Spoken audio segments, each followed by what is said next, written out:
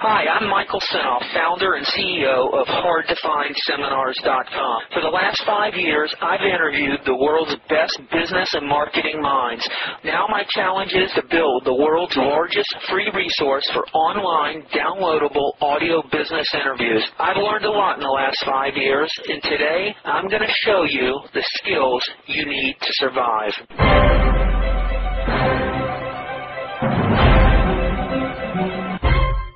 What I want to reemphasize from my own experience is that one thing that people do is wrong. They start selling online, and they think that that's the only way that they can do it. And they forget that just like I'm having success, still having success in my aerial photography course, don't be afraid to mix offline advertising with online.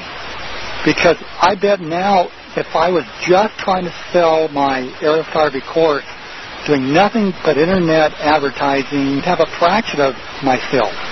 So if you've got a website, don't be afraid to try magazines, postcards, because nowadays people will come to a website. If you tell them to come to the website for a special report or to learn more, they will come.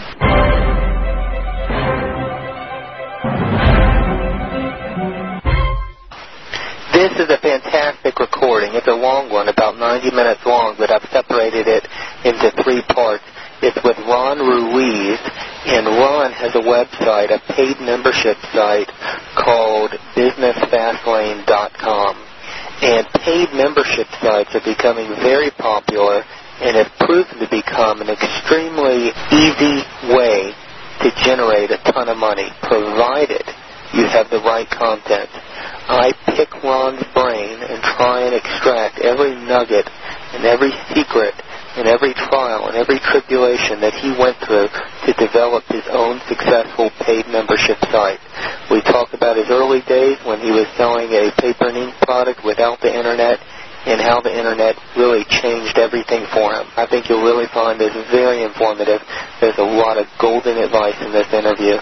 Enjoy. I grew up with ideas with parents that say you go to school, you get a job, you stick with that company for 40 years, and you retire. And what did your parents do?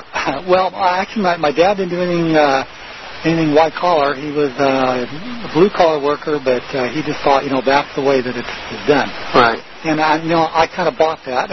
Went to school. In fact, I graduated in electronics and television. I worked in the industry for a while, and I did what happened to me was like a lot of people. I found that that wasn't nearly as much fun as I thought it would be. I didn't want to keep on doing it. So how old are you now? I'm not quite 50. So I was in my 20s. It didn't take me too long to be in the workforce till I decided I don't want to keep doing this. I want to look at something else. So I started reading every magazine, sent away for things, tried a lot of goofy things.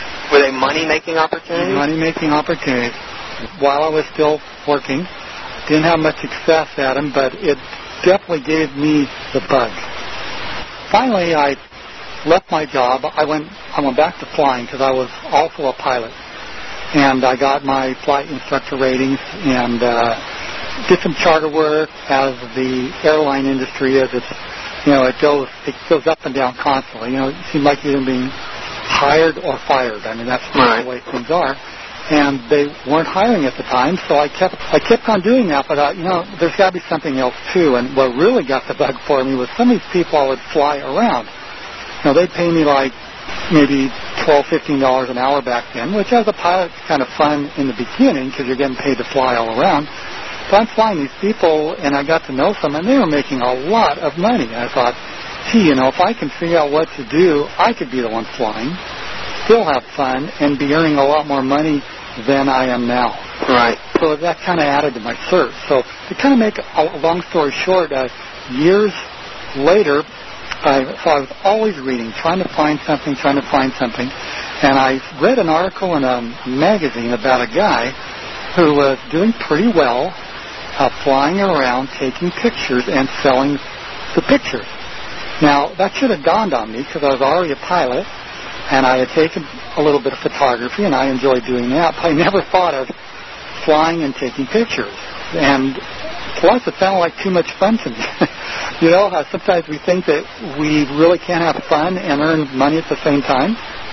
But that really intrigued me. I thought, you know, what if I really could do that? So I put my skepticism aside, and I looked around, and I ordered anything I could on aerial photography, and there was very, very little. And what I did find, it was cost like $20, $30, and when I got it, it'd be like this little booklet that I swear was about 5, 6 generation copied down. It was really hard to read there, but it gave me some of the basics. Now, was this back in the 70s? Or no, this is, okay, now we're up to about 1985. Okay, 1985, yeah. Around 15 years ago. This is approximate that. So, but I was determined. I wanted to be self-employed. So I took what they gave me. I went to the School of Hard Knocks and learned a lot more, and pretty soon I had my own aerial photography business, and I was doing pretty well. I was able to buy my own airplane, which was a dream for me, and flying around the Napa Valley taking pictures, I mean, that was really fun. So what were you taking pictures of?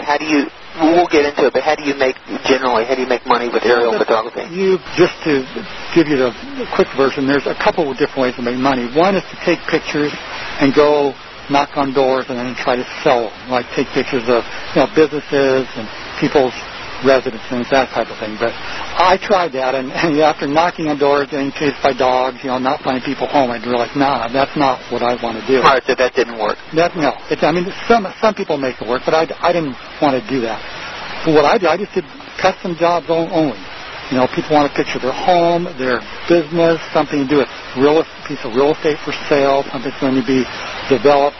People would call me, and then they would pay me to take the pictures, so I did all custom work. By that point, I had become a student of Jay Abraham, Dan Kennedy, and I learned a lot of guerrilla marketing techniques. So I used postcards. I had people call in and get a free report. One of the things that worked out great and hardly cost me anything is I would take samples of my pictures and I'd place them around town in certain areas where a lot of people that might be interested in aerial photography would come. And that worked out well. I got a lot of business that way.